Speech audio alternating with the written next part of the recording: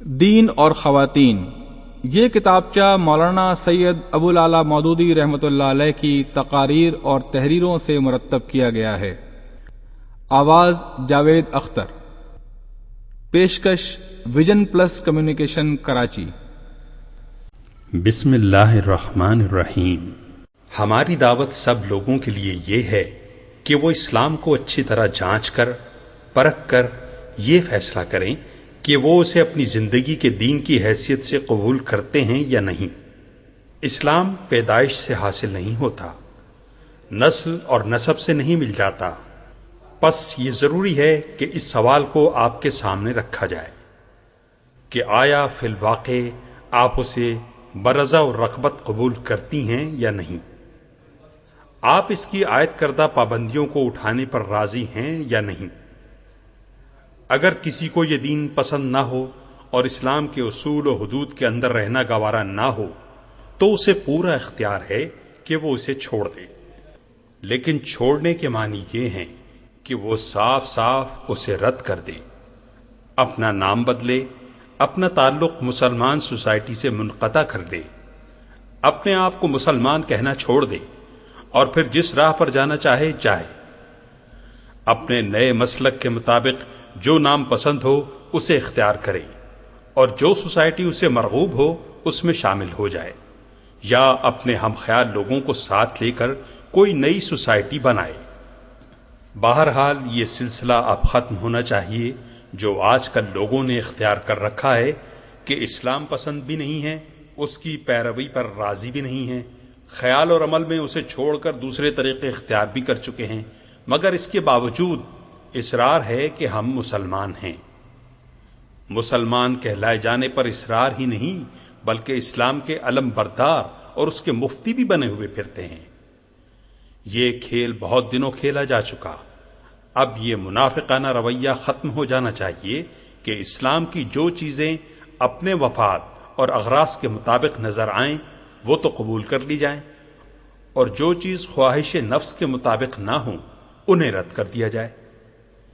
یہ افتؤمنون ببعض الکتاب وتکفرون ببعض کا مصداق ہے، جس کا طعنہ نبی صلی اللہ علیہ وسلم کی زبان سے یہودیوں کو دیا گیا تھا کہ کتاب الہی سے اپنی پسند کی چیزوں کو تو لے لیتے ہیں اور جو پسند نہ ہو انہیں رد کر دیتے ہیں۔ نفس پرستی اور خواہش کی بندگی کا یہ جعلی سکہ اب ایمان کے نام سے نہیں چل سکتا۔ کسی شریف آدمی کے لیے بھی یہ جال سازی باعزت نہیں ہے کہ اپنے مطلب کے لیے تو وہ مسلمان ہو اور اسلام کے نام پر اپنے حقوق مانگے، مگر اسلام کی پیروی کے لیے وہ مسلمان نہ ہو۔ ہم ہر شخص کے سامنے یہ سوال رکھتے ہیں اور اس کا دو ٹوک جواب چاہتے ہیں کہ تمہیں اسلام اپنے طریقے زندگی کی حیثیت سے پسند ہے یا نہیں؟ پسند نہیں ہے تو براہ کرم صاف انکار کرو، اور اگر پسند ہے اور فی الحقیقت تم مسلمان رہنا چاہتے ہو تو سچے دل سے اسے قبول کرو۔ اسلام کے ایک جز یا چند اجزاء کو نہیں بلکہ پورے اسلام کو لو، سیدھی طرح اطاعت کا رویہ اختیار کرو اور اسلام کو اپنا دین مان لینے کے بعد پھر ایسی آزاد خیالی کا دعویٰ مت کرو۔ یہ بات ہمیں صرف مردوں ہی سے نہیں کہنی ہے بلکہ عورتوں سے بھی یہی کچھ ہم کہنا چاہتے ہیں۔ عورتیں آزاد ہیں۔ ہم عورتوں سے گزارش کرتے ہیں کہ وہ اپنی شخصیتوں کو مردوں کی شخصیتوں میں گم نہ کر دیں، اپنے دین کو مردوں کے حوالے نہ کریں۔ وہ مردوں کا ضمیمہ نہیں ہیں، ان کی اپنی ایک مستقل شخصیت ہے۔ عورتوں کو بھی مردوں ہی کی طرح خدا کے روبرو پیش ہونا ہے اور اپنے اعمال و افعال کا خود حساب دینا ہے۔ قیامت کے روز ہر عورت اپنی ہی قبر سے اٹھے گی، اپنے باپ یا شوہر یا بھائی کی قبر سے نہیں اٹھے گی۔ اپنے اعمال کا حساب دیتے وقت وہ یہ کہہ کر نہیں چھوٹ جائے گی کہ میرا دین میرے مردوں سے پوچھو۔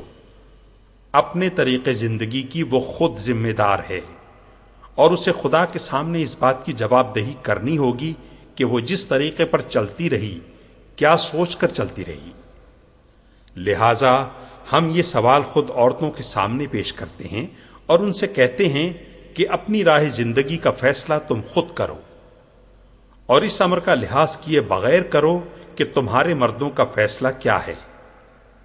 اسلام تمہیں اپنے دین کی حیثیت سے پسند ہے یا نہیں؟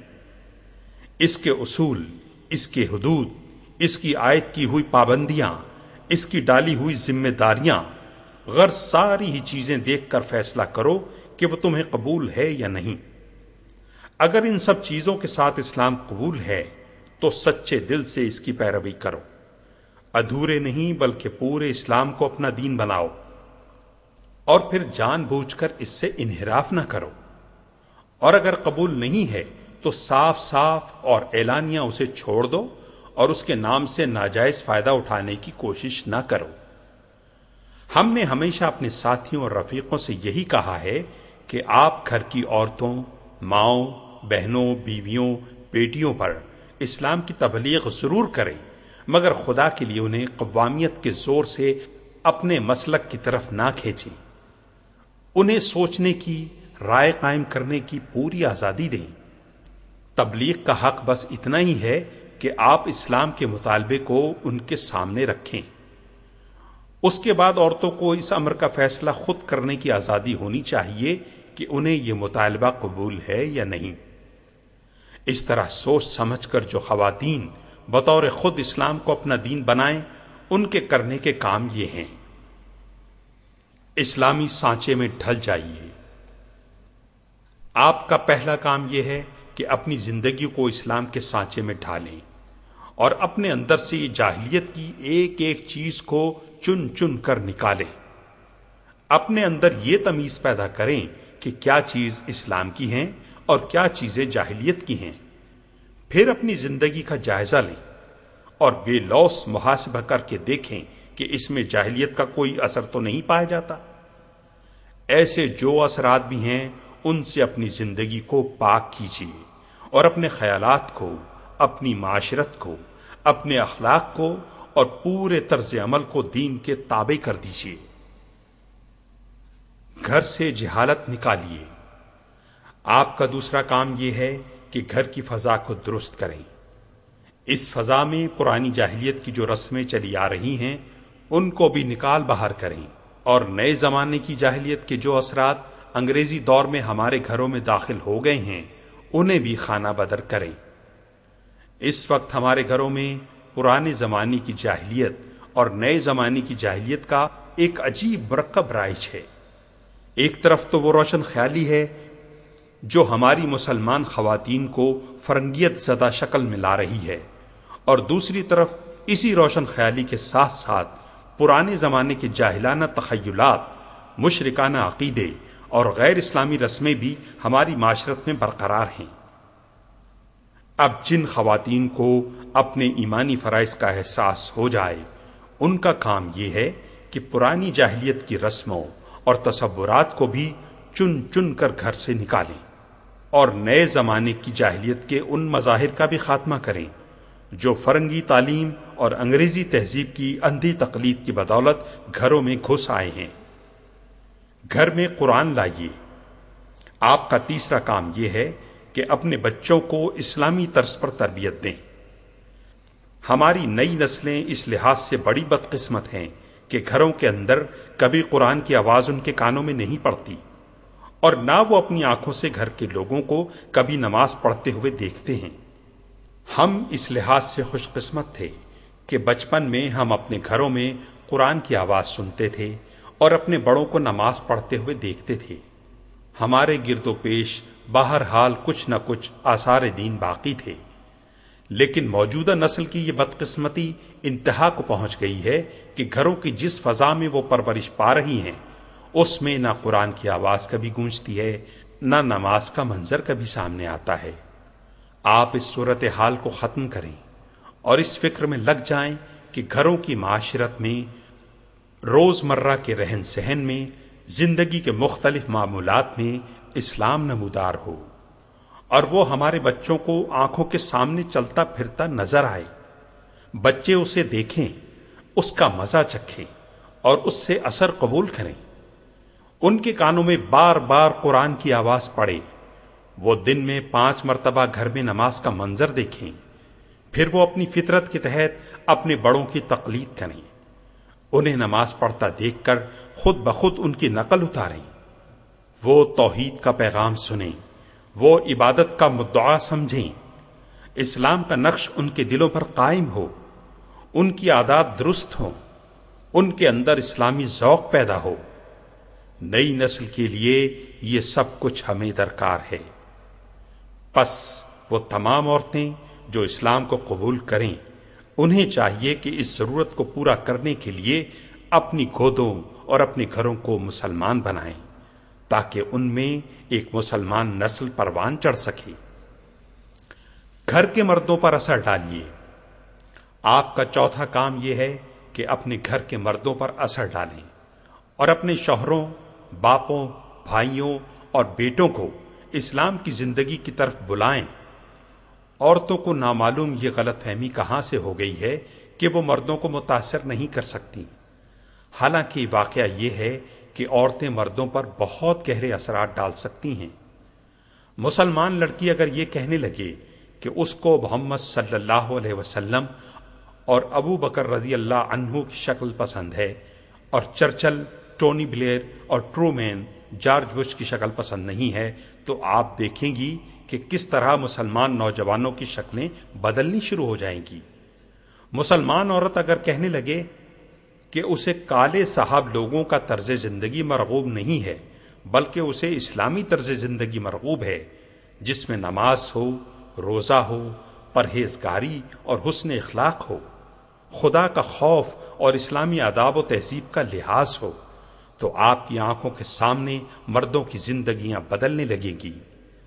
مسلمان بیوی اگر صاف صاف کہہ دے کہ اسے حرام کی کمائی سے سجائے ہوئے ڈرائنگ روم پسند نہیں ہیں، رشوت کے روپے سے عیش و عشرت کی زندگی بسر کرنا گوارا نہیں ہے، بلکہ وہ حلال کی محدود کمائی میں روکھی سوکھی روٹی کھا کر جھونپڑے میں رہنا زیادہ عزیز رکھتی ہے، تو حرام خوری کے بہت سے اسباب خود بخود ختم ہو جائیں گے اور کتنی ہی رائج الوقت خرابیوں کا ازالہ ہو جائے گا۔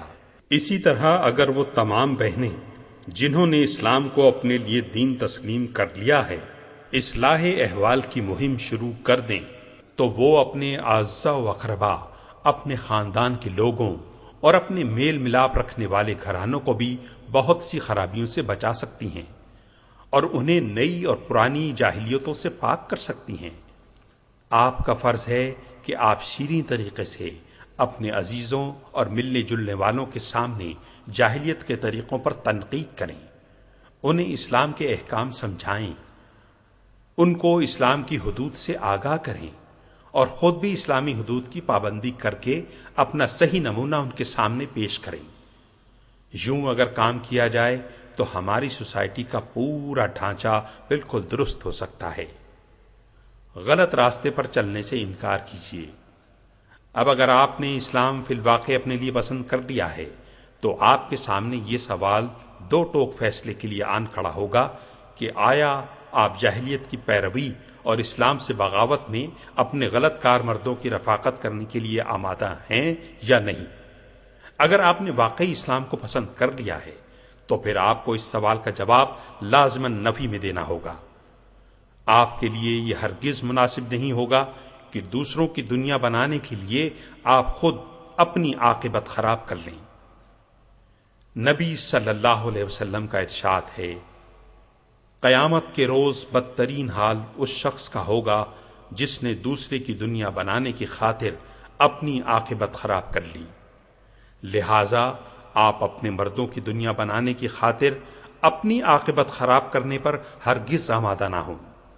مسلمان خاتون ہونے کی حیثیت سے آپ شوہر، باپ، بھائی اور بیٹے ہر ایک پر یہ واضح کر دیں کہ ہم اسلام کے اتباع میں آپ کی رفاقت کر سکتی ہیں، لیکن اگر آپ کو اسلام کے حدود کی پابندی گوارا نہیں ہے تو آپ جانیں اور آپ کا کام، ہم آپ کا ساتھ نہیں دے سکتی۔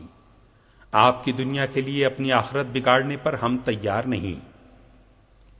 اسلام کے راستے پر ساتھ دیجیے۔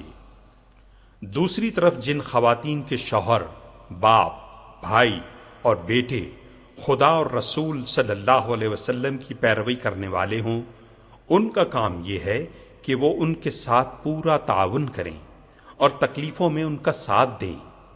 ظاہر بات ہے کہ جو شخص اسلام کی حدود کے اندر رہنے کا فیصلہ کرے گا وہ دولت کمانے میں ہر طرح کے مال پر ہاتھ نہیں مار سکتا، وہ حرام خوری نہیں کر سکتا، وہ حلال طریقوں سے محدود کمائی کر کے عیاشی کے سامان فراہم نہیں کر سکتا۔ پس مسلمان خاتون کو حلال کی تھوڑی کمائی پر قناعت کرنی چاہیے۔ اسلام پر چلنے والے باپوں، شوہروں، بھائیوں اور بیٹوں پر دباؤ نہیں ڈالنا چاہیے کہ وہ ان کے لیے عیش و عشرت اور لطف و لذت کے سامان فراہم کریں۔ اسی طرح دین حق کی اطاعت اور اس کو قائم کرنے کی کوشش میں مردوں کو بہت سی تکلیفوں کا سامنا بھی کرنا پڑتا ہے، اور مسلمان خواتین کا فرض ہے کہ ان تکالیف میں اپنے حق پرست مردوں کی سچی رفیق ثابت ہوں۔ نازک وقت کا تقاضا۔ ہمارے سامنے ایک بہت بڑے کام کا پروگرام ہے۔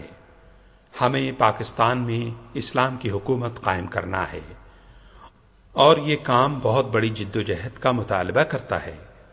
یہاں کے باشندوں کو یہ طے کرنا ہے کہ وہ اپنے لیے کس طریقے زندگی کو، کس اصول اخلاق کو اور کس نظام حکومت کو پسند کرتے ہیں۔ اس سلسلے میں آپ دیکھیں گی کہ اس ملک میں ایک کشمکش برپا ہے۔ ایک طرف وہ نام نہاد مدعیان اسلام ہیں جن کو صرف اسلام کا نام باپ دادا سے ورثے میں ملا ہے، لیکن اس کو طریقے زندگی کی حیثیت سے انہوں نے نہ قبول کیا ہے اور نہ قبول کرنے پر تیار ہیں۔ اسلام کے نام پر جو حقوق حاصل ہو سکتے ہیں انہیں تو وہ حاصل کرنا چاہتے ہیں، لیکن جن پابندیوں کا اسلام مطالبہ کرتا ہے ان سے وہ خود بھی آزاد رہنا چاہتے ہیں اور ملک کو بھی آزاد رکھنا چاہتے ہیں۔ یہ لوگ مسلمانوں کے اوپر کافرانہ حکومت قائم رکھنے اور کافرانہ قوانین جاری رکھنے کے ارادے رکھتے ہیں۔ دوسری طرف ان کے مقابلے میں وہ سب لوگ ہیں جو اسلام کو اپنے طریقے زندگی کی حیثیت سے پسند کرتے ہیں۔ ان کی خواہش ہے کہ اس ملک میں اسلام کی حکومت قائم ہو اور اسلام کا قانون جاری ہو۔ ان دونوں طاقتوں کے درمیان برپا کشمکش کے دوران جس طرح مردوں کو یہ فیصلہ کرنا ہے کہ وہ اسلام نما کفر کا ساتھ دیں گے یا حقیقی اسلام کی حمایت کریں گے، اسی طرح مسلمان خواتین کو بھی یہ طے کرنا ہوگا کہ وہ اپنا وزن کس پلڑے میں ڈالیں گی۔ نہیں کہا جا سکتا کہ اس کشمکش میں کیا کیا صورتیں پیش آئیں۔ بہرحال بہنوں اور ماؤں سے میں درخواست کروں گا کہ اپنے مستقبل کے طرز عمل کا سوچ سمجھ کر فیصلہ کریں۔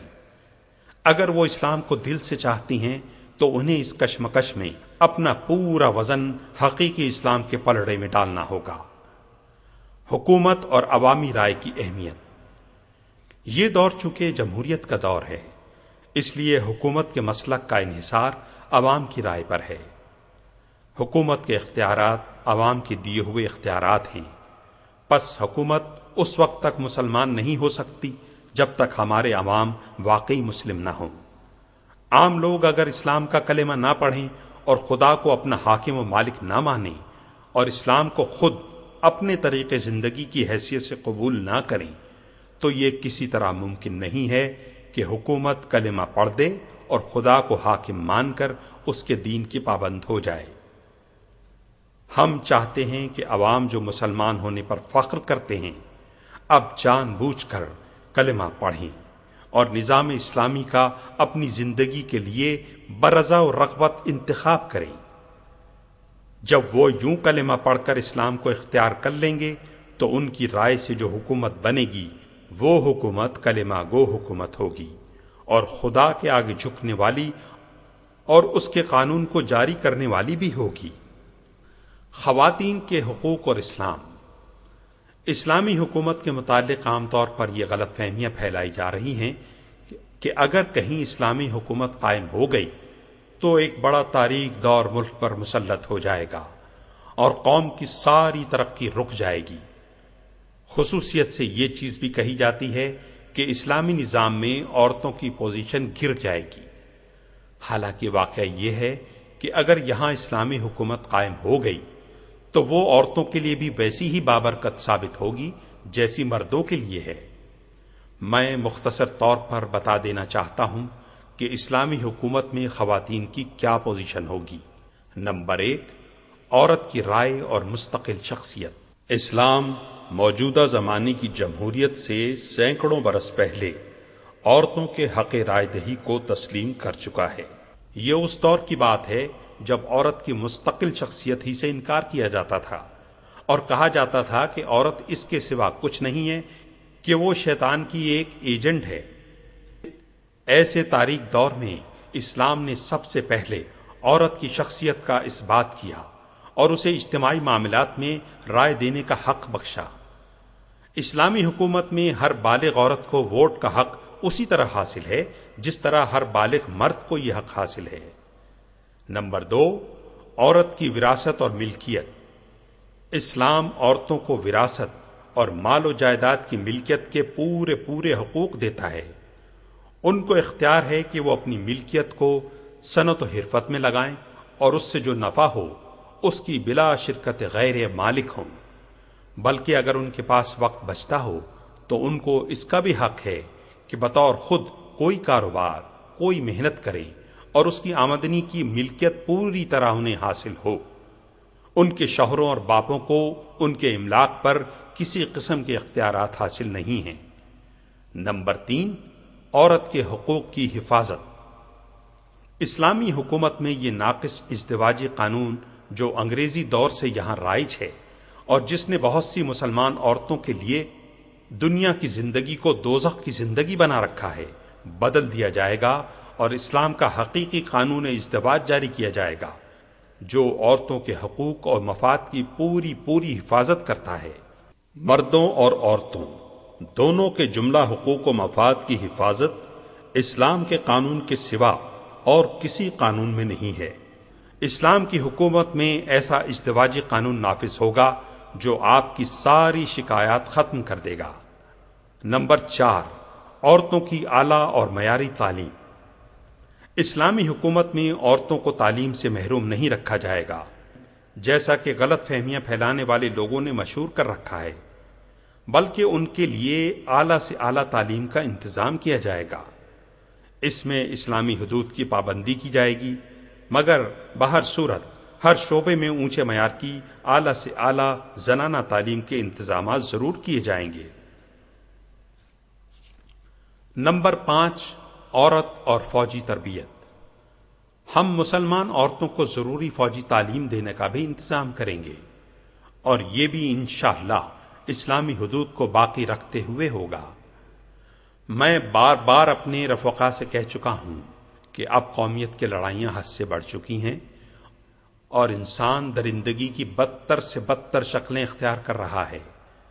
ہمارا سابقہ ایسی ظالم طاقتوں سے ہے جنہیں انسانیت کی کسی حد کو بھی پھاند جانے میں کوئی تامل نہیں ہے۔ کل اگر خدا نخواستہ کوئی جنگ پیش آ جائے تو نامعلوم کیا کیا درندگی اور وحشت ان سے صادر ہو۔ اس لیے ضروری ہے کہ ہم اپنی عورتوں کو مدافعت کے لیے تیار کریں اور ہر مسلمان عورت اپنی جان و مال اور آبرو کی حفاظت کرنے پر قادر ہو۔ انہیں اسلحے کا استعمال سیکھنا چاہیے۔ وہ سواری کر سکتی ہوں، سائیکل اور موٹر چلا سکیں، فرسٹ ایڈ ابتدائی طبی امداد جانتی ہوں، پھر صرف اپنی ذاتی حفاظت کی تیاری نہ کریں بلکہ ضرورت ہو تو جنگ میں مردوں کا ہاتھ بٹا سکیں۔ ہم یہ سب کچھ کرنا چاہتے ہیں لیکن اسلامی حدود کے اندر کرنا چاہتے ہیں، ان حدود کو توڑ کر نہیں کرنا چاہتے۔ قدیم زمانے میں بھی مسلمان عورتوں نے اسلحے کے استعمال اور مدافعت کے فنون کی تربیت حاصل کی تھی، لیکن انہوں نے پورے فنون سپاہ گری اپنے باپوں، بھائیوں اور شوہروں سے سیکھے تھے اور پھر عورتوں نے عورتوں کو تربیت دی تھی۔ اب بھی یہ صورتحال بآسانی اختیار کی جا سکتی ہے کہ فوجی لوگوں کو اپنی محرم خواتین کی تربیت پر مامور کیا جائے اور پھر جب عورتیں کافی تعداد میں تیار ہو جائیں تو ان کو دوسری عورتوں کے لیے معلم بنا دیا جائے۔ یہ چند امور میں نے مثال کے طور پر بیان کیے ہیں جن سے آپ اندازہ کر سکتی ہیں کہ اسلامی حکومت میں عورت کو محض گڑیا بنا کر نہیں رکھا جائے گا جیسا کہ بعض نادانوں کا گمان ہے، بلکہ اسے زیادہ سے زیادہ ترقی کا موقع دیا جائے گا۔ مغربی تہذیب اور اسلامی تہذیب کا فرق۔ بہرحال یہ ضرور سمجھ لیجئے کہ ہم عورت کو عورت ہی رکھ کر عزت کا مقام دینا چاہتے ہیں، اسے مرد بنانا نہیں چاہتے۔ ہماری تہذیب اور مغربی تہذیب میں فرق یہی ہے کہ مغربی تہذیب عورت کو اس وقت تک کوئی عزت اور کسی قسم کے حقوق نہیں دیتی جب تک کہ وہ ایک مصنوعی مرد بن کر مردوں کی ذمہ داریاں اٹھانے کے لیے تیار نہ ہو جائے، مگر ہماری تہذیب عورت کو ساری عزتیں اور تمام حقوق عورت ہی رکھ کر دیتی ہے، اور تمدن کی انہی ذمہ داریوں کا بار اس پر ڈالتی ہے جو فطرت نے اس کے سپرد کی ہیں۔ اس معاملے میں ہم اپنی تہذیب کو موجودہ مغربی تہذیب سے بدرجہ زیادہ افضل اور اشرف سمجھتے ہیں، اور نہایت مضبوط دلائل کی بنا پر یہ یقین رکھتے ہیں کہ ہماری تہذیب کے اصول صحیح اور معقول ہیں۔ اس لیے کوئی وجہ نہیں کہ صحیح اور پاکیزہ چیز کو چھوڑ کر ہم غلط اور گندی چیز کو قبول کریں۔ موجودہ زمانے کی مخلوط سوسائٹی سے ہمارا اختلاف کسی تعصب یا اندھی مخالفت کا نتیجہ نہیں، ہم پوری بصیرت کے ساتھ اپنی اور آپ کی اور پوری انسانیت کی اور تہذیب و تمدن کی فلاح و بہبود اسی میں دیکھتے ہیں کہ اس تباہ کن طرز معاشرت سے اجتناب کیا جائے۔ ہمیں صرف عقلی دلائل ہی سے اس کے غلط ہونے کا یقین نہیں ہے، بلکہ تجربے سے اس کے نتائج جو ظاہر ہو چکے ہیں اور دنیا کی دوسری قوموں کے اخلاق و تمدن پر اس کے جو اثرات مرتب ہو چکے ہیں ان کو بھی ہم جانتے ہیں۔ اس لیے ہم نہیں چاہتے کہ ہماری قوم اس تباہی کے گڑھے میں گرے جس کی طرف ہمارے مغرب زدہ اونچے طبقے اسے دھکیلنا چاہتے ہیں۔ یہ لوگ اپنے اخلاق کھو چکے ہیں اور اب ساری قوم کے اخلاق برباد کرنے کے در پہ ہیں۔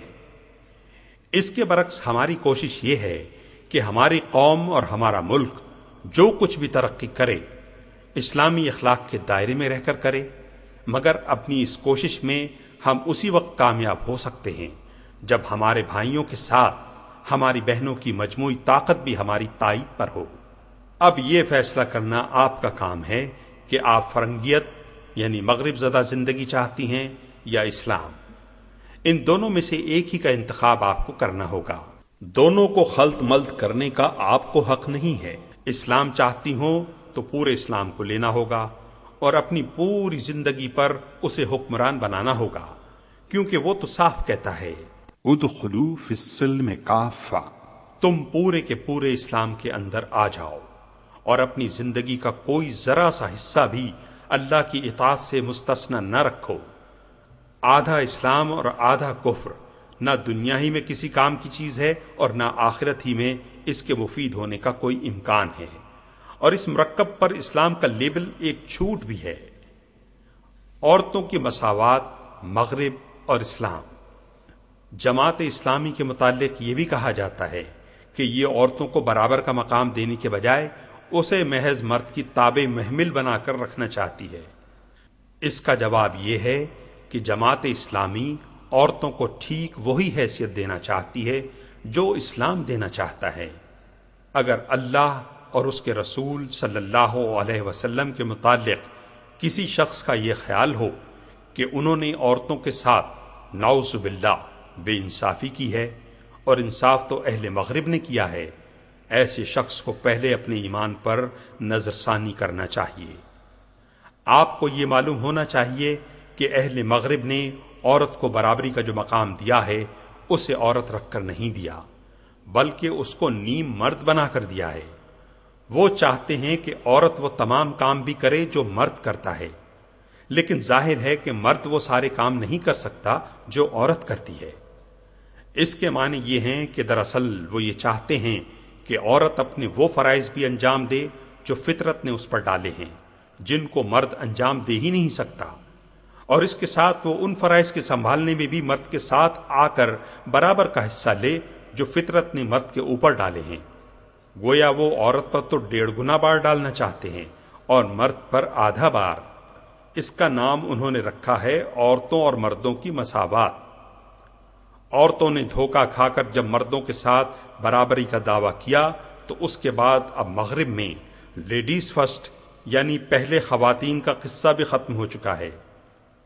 میں نے خود انگلستان میں سفر کے دوران دیکھا ہے کہ عورتیں کھڑی ہوتی ہیں اور مرد پرواہ تک نہیں کرتے، حالانکہ ہمارے ہاں ابھی تک مردوں میں یہ بات ہے کہ اگر ٹرین یا بس میں کوئی عورت کھڑی ہو تو مرد اٹھ جائے گا اور اس سے کہے گا کہ آپ تشریف رکھیے، لیکن وہاں اب وہ کہتے ہیں کہ تم برابر کی ہو، تمہیں پہلے بیٹھنے کا موقع مل گیا تو تم بیٹھ جاؤ، ہمیں موقع مل گیا تو ہم بیٹھ گئے۔ اب عورتیں دھکے کھاتی پھرتی ہیں اور کوئی ان کو پوچھتا تک نہیں، الا یہ کہ پوچھنے کی کوئی خاص وجہ ہو۔ اس وقت بھی مغربی ممالک میں مرد اور عورت ایک ہی قسم کے جو کام کرتے ہیں ان کا معاوضہ دونوں کو برابر نہیں دیا جا رہا، اور اس پر عورتیں شور مچا رہی ہیں۔ پھر جس میدان میں عورتوں اور مردوں کو برابر لا کر کھڑا کر دیا گیا ہے ان میں چونکہ اللہ تعالیٰ نے فطرتاً عورت کو مرد کے برابر نہیں کیا ہے، اس وجہ سے عورت لاکھ کوشش کرے پھر بھی وہ مشقت اور سخت کوشش کے کاموں میں مرد کی برابری نہیں کر سکتی۔ اصل بات یہ ہے فطرت نے عورت کا جو مقام رکھا ہے، جب آپ اس کو وہاں سے ہٹا کر لائیں گے اور اس مقام پر لا کھڑا کریں گے جو فطری طور پر اس کا مقام نہیں ہے، تو ظاہر بات ہے کہ عورت پیچھے رہ جائے گی اور مرد آگے نکل جائے گا۔ ایسی مساوات کبھی قائم ہوئی ہے نہ ہو سکتی ہے۔ اسلام نے جو کچھ کیا ہے وہ یہ ہے کہ عورت کے سپرد وہی فرائض کیے ہیں جو فطرت نے اس کے سپرد کیے ہیں، اس پر وہی ذمہ داریاں ڈالی ہیں جو فطرت نے اس پر ڈالی ہیں، اس کے بعد اس کو مردوں کے ساتھ بالکل مساویانہ حیثیت دی ہے، ان کے حقوق میں کوئی فرق نہیں رکھا ہے، ان کے لیے عزت کا وہی مقام ہے جو مرد کے لیے ہے۔ میں کہتا ہوں کہ مسلمان عورتوں کو اللہ کا شکر ادا کرنا چاہیے کہ وہ اس معاشرے میں پیدا ہوئی ہیں جس سے بڑھ کر عورتوں کی عزت دنیا کے کسی معاشرے میں نہیں ہے۔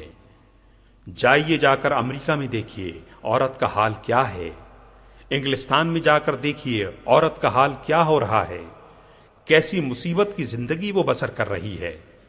باپ کے اوپر اس کی کوئی ذمہ داری نہیں ہے، بیٹے پر اس کی کوئی ذمہ داری نہیں ہے، بھائی پر اس کی کوئی ذمہ داری نہیں ہے، خاندان اور رشتہ داروں پر اس کی کوئی ذمہ داری نہیں ہے۔ ادھر وہ جوان ہوئی، ادھر اس کا باپ اس کو رخصت کر دیتا ہے کہ جاؤ اور خود کما کر کھاؤ۔ اب اس کے بعد اسے اس سے کچھ بحث نہیں کہ وہ کس طرح سے کما کر کھائے اور کس طرح زندگی بسر کرے۔ مغرب کی عورت اس وقت اس قدر بے کسی اور بے بسی کی زندگی بسر کر رہی ہے کہ اس پر ترس کھانے والا بھی کوئی نہیں ہے۔ وہاں کے رہنے والوں سے پوچھئے کہ وہاں اس کا کیا حال ہو رہا ہے۔ یہاں باپ اپنی بیٹی کی ذمہ داری سے اس وقت بھی سبکدوش نہیں ہوتا جب تک کہ وہ اس کی شادی نہیں کر دیتا۔ شادی کر دینے کے بعد بھی وہ اس کی اور اس کی اولاد تک کی فکر رکھتا ہے۔ بھائی اپنے بہنوں کے پشت پناہ ہوتے ہیں، بیٹے ماؤں کے خدمت گزار ہوتے ہیں۔ کچھ مثالوں کو چھوڑ کر عموماً شوہر اپنی بیویوں کو گھر کی ملکہ بنا کر رکھتے ہیں۔ یہاں آپ کو آنکھوں پر بٹھایا جاتا ہے اور آپ کی عزت کی جاتی ہے، وہاں بغیر اس کے کہ بیچاری عورت نیم برہنہ ہو کر مردوں کے سامنے ناچے، اس کے لیے عزت کا کوئی مقام نہیں ہے۔ اب اگر ہمارے ملک کی عورتیں ان حقوق پر قناعت نہیں کرنا چاہتی جو اسلام ان کو دیتا ہے اور وہی نتائج دیکھنا چاہتی ہیں جو مغربی ممالک میں عورت دیکھ رہی ہے، تو انہیں اس کا اختیار ہے، مگر یہ سمجھ لیجئے کہ اس کے بعد پھر پلٹنے کا موقع نہیں ملے گا۔ پھر آپ توبہ بھی کریں گی تو معافی کی امید نہیں ہے۔ ایک معاشرہ جب بگاڑ کے راستے پر چل پڑتا ہے تو اس کی انتہا کو پہنچے بغیر نہیں رہتا، اور انتہا کو پہنچنے کے بعد پلٹنا محال ہو جاتا ہے۔ ایک سے زیادہ شادیاں۔ یہ بھی کہا جاتا ہے کہ جماعت اگر برسر اقتدار آ گئی تو یہاں لوگ 4 شادیاں کریں گے۔ حیرت ہوتی ہے کہ جو لوگ اسی ملک اور اسی معاشرے میں رہتے ہوئے وہ مغربی پروپیگنڈے سے متاثر ہو کر خود اپنے ہی ملک اور اپنے ہی معاشرے سے اس قدر ناواقف ہیں۔ ذرا آنکھیں کھول کر دیکھیے آپ کے ملک میں کتنے ایسے لوگ ہیں جنہوں نے 4 شادیاں کر رکھی ہیں، بلکہ 2 بیویاں رکھنے والے بھی آخر کتنے ہیں۔ یہ خواہ زبردستی کا پروپیگنڈا ہے جو ہمارے ہاں کثرت ازدواج کے بارے میں کیا گیا ہے، اور لطیفہ یہ ہے کہ اس میں پیش زیادہ تر وہ خواتین ہیں جو خود اپنے شوہروں کی دوسری بیویاں ہیں۔ پہلی بیویوں کو انہوں نے گاؤں میں بٹھوا رکھا ہے، خود صاحب کے ساتھ پھرتی ہیں اور کثرت ازدواج کے خلاف شور اس لیے مچاتی ہیں کہ صاحب کہیں تیسری نہ کر بیٹھیں، کیونکہ بے پردہ معاشرے میں انتخاب کے مواقع بہت بڑھ گئے ہیں۔ جن مغربی قوموں کی تہذیب سے متاثر ہو کر کثرت ازدواج کی مخالفت کی جاتی ہے، ان کے ہاں یکزوجگی کو بطور قانون تو ضرور لازم کر دیا گیا ہے، مگر ان میں 1% آدمی بھی فی الواقع یکزوج نہیں ہیں۔ جب میں لندن میں بغرض علاج مقیم تھا تو ہسپتال کی ایک نرس نے ایک روز میرے سامنے اسلام کے اس مسئلہ کثرت ازدواج کا قصہ چھیڑ دیا۔ میں نے اس سے کہا کہ تم قسم کھا کر بتاؤ کہ تمہارے ملک میں واقعی یکزوجگی پائی جاتی ہے؟ میں قانونی یکزوجگی کا ذکر نہیں کر رہا، وہ تو تمہارے ہاں موجود ہے، لیکن یہ بتاؤ کہ کیا عملاً واقعی تمہارے ہاں یکزوجگی پائی جاتی ہے؟ اس نے کہا نہیں۔ میں نے کہا پھر بتاؤ کہ تم 2 صورتوں میں سے کون سی صورت کو بہتر سمجھتی ہو؟ ایک شکل یہ ہے کہ قانون کی روح سے یکزوجگی ہو، مگر غیر قانونی کثرت ازدواج خوب زور شور سے چل رہی ہو، اور اس غیر قانونی کثرت ازدواج میں جتنی عورتوں کے ساتھ بھی ایک مرد کے تعلقات ہوں، ان میں سے کسی کا بھی اس پر کوئی حق نہ ہو اور نہ ان کی وجہ سے کوئی ذمہ داریاں اس پر عائد ہوتی ہوں۔ دوسری شکل یہ ہے کہ اجروئے قانون آدمی پر یہ پابندی لگا دی جائے کہ اگر وہ ایک سے زیادہ عورتوں سے تعلق رکھنا چاہتا ہو تو اسے ان کے ساتھ باقاعدہ نکاح کرنا ہوگا، ان کی پوری ذمہ داری اٹھانی ہوگی، ان کے درمیان انصاف کرنا ہوگا، اور وہ بیک وقت زیادہ سے زیادہ صرف 4 عورتوں سے نکاح کر سکے گا۔ تم خود بتاؤ کہ ان دونوں میں سے کون سی صورت تمہارے نزدیک بہتر ہے؟ اگرچہ وہ ایک انگریز عورت تھی، مگر اس نے اقرار کیا کہ ان دونوں صورتوں میں دوسری صورت ہی بہتر ہے۔ لہٰذا میں اپنی مسلمان بہنوں سے کہتا ہوں کہ جس دین کو آپ نے پایا ہے اس سے زیادہ معقول، منصفانہ اور انسان کی فلاح کا ضامن کوئی دوسرا دین یا نظام زندگی نہیں ہے۔ اس کے اندر اگر مغربی اثرات کے تحت کسی کو کیڑے نظر آتے ہیں تو بہتر یہ ہے کہ وہ کوئی دوسرا دین تلاش کر لے۔ ہمارے دین نے تو واقعی 4 شادیاں تک کرنے کی اجازت دی ہے، مگر اس کے ساتھ شرط لگا دی ہے کہ سب بیویوں کے ساتھ انصاف کرو، اگر یہ نہیں کر سکتے تو پھر ایک ہی عورت پر اکتفا کرو۔ زبردستی پردہ، یہ بات کہی جاتی ہے، اس طرح کے اندیشے پائے جاتے ہیں کہ اگر جماعت اسلامی برسر اقتدار آ گئی تو عورتوں کو پکڑ پکڑ کر زبردستی برقعے پہنائے جائیں گے اور مردوں کو داڑھی رکھنے پر مجبور کیا جائے گا۔ خاص طور پر اونچے طبقوں میں یہ پروپیگنڈا پایا جاتا ہے۔ اس کے جواب میں سب سے پہلے تو میں ان خواتین کو اطمینان دلاتا ہوں کہ انشاءاللہ اگر ہمارے ہاتھ میں اختیار آئے تو کوئی پولیس آپ کو زبردستی برقعے نہیں پہنائے گی۔ اس کے بعد میں ان سے پوچھتا ہوں کہ پچھلے 50 سال کے دوران میں برقع آپ کے معاشرے سے آخر کس طرح رخصت ہوا ہے؟ کیا کبھی سڑکوں پر کوئی پولیس کھڑی کی گئی تھی جس نے زبردستی آپ کے برقعے اتروائے ہوں؟ اگر ایسا نہیں ہوا بلکہ صرف تعلیم اور مغربی تہذیب کے اثرات اور ماحول کے دباؤ نے آپ سے برقعے اتروائے ہیں تو انشاءاللہ جب اسلامی تعلیم پھیلے گی، اسلامی تہذیب کو مغربی تہذیب کی جگہ فروغ نصیب ہوگا اور ماحول بدلے گا تو خود ان لباسوں میں پھرتے ہوئے شرم محسوس ہونے لگے گی جن میں عورتیں آج پھر رہی ہیں۔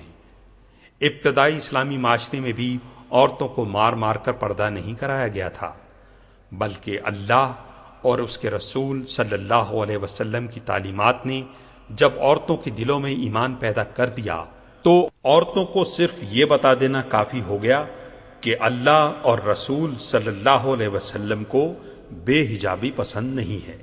اس کے بعد انہوں نے خود اپنی خوشی سے پردہ اختیار کر لیا۔ اسی طرح داڑھی کا مسئلہ ہے۔ پچھلے 60-70 سال میں مسلم معاشرے میں جس طرح داڑھی رخصت ہوئی ہے، کیا کوئی شخص یہ کہہ سکتا ہے کہ یہ کسی زبردستی یا قانونی جبر کا نتیجہ تھا؟ یہ سب کچھ تو تعلیم اور تہذیب کے ان غالب اثرات کی بدولت ہوا جو انگریزی اقتدار کے تحت ہمارے معاشرے پر مسلط ہوئے تھے۔ اسلامی تعلیم اور تہذیب کے اثرات جب غالب ہوں گے تو یہ حالت بھی آپ سے آپ بدل جائے گی۔ جماعت اسلامی نے آج تک اپنے ارکان سے بھی زبردستی داڑھی نہیں رکھوائی ہے۔ جماعت اسلامی میں متعدد ایسے لوگ شامل ہوئے جو پہلے داڑھی نہیں رکھتے تھے۔ جب ان کے دلوں میں یہ تصور پیدا ہو گیا کہ ہم مسلمان ہیں اور مسلمان کا کام اللہ اور اس کے رسول صلی اللہ علیہ وسلم کے احکام کی پابندی کرنا ہے، تو داڑھی انہوں نے خود اپنی مرضی سے رکھی، ہم نے زبردستی نہیں رکھوائی۔ جماعت اسلامی اگر آئے گی تو انشاءاللہ اس ملک کی تعلیم کا نظام بدلے گی، اس ملک کی اخلاقی تربیت کا انتظام کرے گی، اس ملک کے لوگوں کا مذاق اور پسند اور ناپسند کے معیار بدلنے کی کوشش کرے گی۔ یہ بھی کہنا ہے کہ پردے کی پابندی میں رہ کر عورت جو ہماری آبادی کا نصف حصہ ہے، ملک کی ترقی میں معاون بننے کے بجائے الٹی رکاوٹ بنتی ہے۔ اس کے جواب میں پوچھتا ہوں کہ ملک کی ترقی میں آخر نئی نسلوں کو پرورش کرنا اور ان کو اچھی تربیت دینا بھی شامل ہے یا نہیں؟ وہ ملک کیسے ترقی کر سکتا ہے جس میں بچوں کو اول روز سے ماں اور باپ کی محبت نصیب نہ ہو اور پیدا ہوتے ہی وہ کرائے کے پالنے والیوں کے حوالے کر دیے جائیں؟ باپ بھی نوکری پر گیا ہوا ہے اور ماں بھی نوکری پر گئی ہوئی ہے، اور بچوں کو وہ ادارے سنبھال رہے ہیں جن کے کارپرداز بہرحال ماں باپ کی جگہ نہیں لے سکتے۔ ان بچوں کو ابتدائی سے محبت کا کوئی تجربہ نہیں ہوتا، اور جن بچوں کو بچپن میں ماں باپ کی محبت نصیب نہیں ہوتی وہ حقیقت میں انسان بن کر نہیں اٹھتے۔ آج دنیا میں جو ظلم و ستم اور درندگی ہو رہی ہے اور کم سنی کے جرائم نے معاشرے کے لیے ایک پریشان کن مسئلہ پیدا کر دیا ہے، اس کا سبب یہی ہے کہ اب دنیا کی باغیں ان نسلوں کے ہاتھوں میں آ رہی ہیں جنہوں نے ماں باپ کی محبت نہیں دیکھی۔ یہ بچے جب بڑے ہوتے ہیں تو پھر ماں باپ کو بھی ان سے کوئی محبت نہیں ملتی، اور جہاں خون کے رشتوں تک میں محبت نہ ہو وہاں انسانی محبت کا کیا سوال؟ ایسے انسان تو پھر خود غرضی کے پتلے اور آدمیت کے احساسات سے خالی ہی ہوں گے۔ انگلستان کے زمانے قیام میں مجھے سینکڑوں ایسے پاکستانیوں سے ملنے کا موقع ملا ہے جو برسوں سے وہاں رہتے ہیں۔ وہاں میں نے ان سے انگریزی معاشرے کے اندرونی حالات معلوم کرنے کی کوشش کی، کیونکہ وہ اس معاشرے کی رگ رگ سے واقف ہو چکے ہیں۔ انہوں نے مجھے بکثرت ایسے واقعات سنائے کہ ایک بوڑھی ماں ایک کمرے میں رہتی ہے اور بڑھاپے کی پینشن پر گزر بسر کر رہی ہے۔ بیٹے اور بیٹیاں سب خوشحال ہیں، لیکن اس بڑھیا کا پرسان حال کوئی نہیں ہے۔ بڑھیا مر گئی ہے مگر کسی کو پتہ نہیں ہے۔ 2-3 روز تک جب اس کے دروازے سے دودھ کی بوتل نہیں اٹھائی گئی تو دودھ والے نے پولیس کو رپورٹ کی کہ فلاں مکان کے دروازے سے دودھ کی بوتلیں نہیں اٹھی ہیں۔ تب جا کر پولیس نے دروازہ توڑا اور معلوم ہوا کہ 3 روز سے اس بڑھیا کی لاش سڑ رہی ہے۔ یہ ان عورتوں کا حال ہے جن کے بیٹے اور بیٹیاں اچھے اچھے منصبوں پر فائز ہیں۔ جو لوگ برسوں سے وہاں رہتے ہیں وہ وہاں کے جو حالات سناتے ہیں ان سے یہ معلوم ہوتا ہے کہ خاندانی تعلق کا وہاں خاتمہ ہو چکا ہے۔ باپ کا بیٹے سے، بیٹی کا ماں سے اور بھائی کا بھائی سے کوئی تعلق نہیں۔ یہ سب کچھ اسی چیز کا نتیجہ ہے کہ ملک کی ترقی کا مفہوم صرف معاشی پیداوار کی ترقی سمجھ لیا گیا ہے۔ اس کے لیے عورتوں اور مردوں سب کو لا کر معاشی میدان میں کھڑا کر دیا گیا اور خاندانی نظام کے برباد ہونے کی کوئی پرواہ نہیں کی گئی۔ حالانکہ ترقی صرف معاشی پیداوار بڑھانے کا نام نہیں ہے۔ اگر عورتیں گھروں میں نئی نسل کو تربیت دیں، انسانیت سکھائیں، ان کے اندر اعلیٰ اخلاق اور خدا ترسی پیدا کرنے کی کوشش کریں تو یہ بھی ترقی ہی کا ایک اہم ذریعہ ہے۔ ملک کی ترقی کا صرف یہی ایک ذریعہ نہیں ہے کہ مرد بھی کارخانوں میں جا کر کام کریں اور عورتیں بھی کارخانوں میں جا کر کام کریں۔ ترقی کا یہ بھی ایک بڑا ذریعہ ہے کہ گھروں میں بچوں کو انسانیت کی تربیت دے کر تیار کیا جائے تاکہ وہ دنیا میں انسانیت کے رہنما بننے کے قابل بنیں، چرندے اور درندے بن کر نہ اٹھیں۔ وما علینا الا البلاغ۔